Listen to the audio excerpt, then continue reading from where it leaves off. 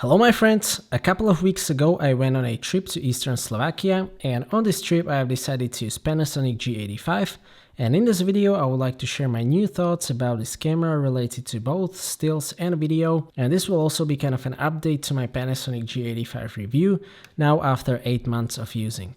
So on this trip I have used G85 with two lenses, my favorite ultra-wide lens 7-14mm f4 ASPH, and with my favorite kit lens, the 12-60mm f3.5 to 5.6. I have also used two batteries, big design leaf strap, and that was it. So what new did I learn about G85 or G80 actually on this trip? First of all, I have some new thoughts about the sensor and image quality. I was actually pleasantly surprised with the dynamic range of that sensor in various specific light conditions. It really gives you a lot of flexibility in post. There is a lot of information captured in both highlights and shadows. For example, in this picture shot against the sun that you may have seen in my G85 HDR bracketing tutorial, it is actually not that far from those 24 megapixel APS-C sensors. There may be just like 1 or 1.5 stop difference, so thumbs up for that. This is a 16 megapixel sensor, and since I've bought G85, I've always been saying that 16 megapixel is enough, but there is one catch or something that is worth mentioning, and that is that the sensor aspect ratio is 4:3. This may be an advantage or disadvantage depending on what format do you prefer or what is your primary sharing platform. For me, the primary sharing platform even for stills is YouTube, and YouTube, as we know, is 16:9. I personally like to fill the whole frame, so I usually crop pictures to 16:9 format.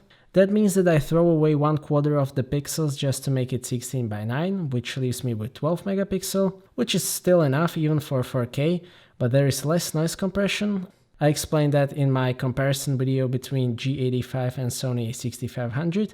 Take a look at that and also check out my G85 playlist if you're interested. And options to zoom in are also a bit limited if you want less than 100% zoom or 1:1 pixel ratio. If the aspect ratio was 3:2 like on most APS-C sensors, I would only waste about 15.6% of pixels to make it 16:9. But if your main sharing platform is, for example, Instagram, where you post square pictures, or you like 4:3 prints, this may actually be an advantage for you, but for me 3:2 is more usable. Next Thursday I will also make an in-depth comparison of APS-C and Micro Four Thirds systems, so stay tuned for that.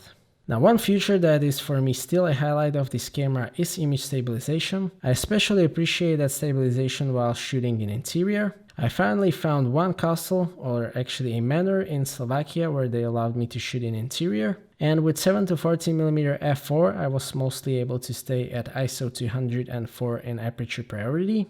And as I have said before, that stabilization actually makes up for the low light performance of smaller sensor, which is still one of the weaknesses of Micro Four Thirds cameras. Of course, that only applies for subjects that are not moving, and with this 7-14 autofocus is not a problem even in low light, so this is actually a quite capable combination for low light shooting thanks to that stabilization. And speaking of this lens, I will make a full review of this lens. I know that I have promised that a long time ago, sorry about that. Here I will tell you that this combination, the G85 and 7-14mm f4, makes a lot of sense because it kind of neutralizes the biggest weakness of G85, which is the autofocus in video. And in stills, I really enjoyed the sharpness of this lens. It is one of the sharpest Micro Four Thirds lenses overall. It is an ultra-wide lens, 14-28mm full frame focal range equivalent, and I generally like to shoot with ultra-wide lenses. It gives you some interesting options. With ultra-wide, you can, for example, use ground as a foreground in a landscape shot. You can use lines to lead attention to your subject. You can exaggerate interior space or just fit more stuff into the frame. The second lens that I use is the 12-60mm f3.5 to 5.6 kit lens. It is still one of my favorite lenses, a very good match for G85, pretty sharp for a kit lens. The dual stabilization with this lens is great. Focal range is very versatile. I did a full review of this lens, so take a look at that if you're interested. Honestly, in the last couple of days I'm thinking about getting a faster lens for G85, mostly for the video, because when I'm shooting in the interior, I have had a bit of an issues with visible noise in last couple of videos. But for stills, with use of that great stabilization, it is a very good lens in my opinion. As I previously said, portability is definitely one of the strengths of Micro Four Thirds system, but ironically this setup was considerably larger than G85 with kit lens that I used in Bali for example, but it also provided better handling, longer focal range, and I also have traveled by car, so I didn't care about weight that much. So how does it work as a travel camera and travel setup overall? It can be still considered a small camera, even though there are some smaller cameras even with bigger sensors. But G85 has a proper grip, 2 control dials, drive mode dial, a lot of custom buttons, so it is definitely one of the smallest cameras to have a complete feature set, at least for me. Fully rotatable display also makes it easy to use in different situations. The display is also very bright, so it can be used in sunlight. It is also properly weather sealed, which may come in handy. There is also a wide variety of travel-friendly lenses. The 7-14mm f4 and 14-140mm f3.5 to 5.6 may be a good combination. For me, 12-60mm is also sufficient focal range, so it basically has all that it takes to be a capable travel camera. So whether it is the best option for you comes down to advantages and limitations of Micro Four Thirds sensor. I go deeper into that in my G85 review and A6500 and Panasonic G85 comparison. As I said, the dynamic range in real-world usage is good, although those 24-megapixel APS-C sensors can go a bit further. Regarding the resolution, 60-megapixel for stills in 2017 is probably getting a bit dated, probably because you can get those 24-megapixel sensor cameras so cheap nowadays, and those will ultimately provide better picture quality.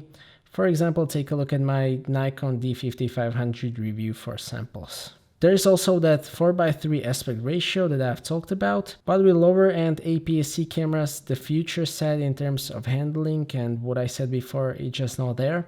So G85 is a great option if you want to shoot a video a lot, and if you want a full featured camera that is still very portable. So that's it for this video. Thank you for watching. I hope that you liked this video and that you found it to be useful. Stay tuned for more videos. Maybe consider subscribing if you don't want to miss my future content. I appreciate your feedback in form of thumbs up or thumbs down. If you would like to ask anything or share your opinion, please do so in the comment section, and see you next time.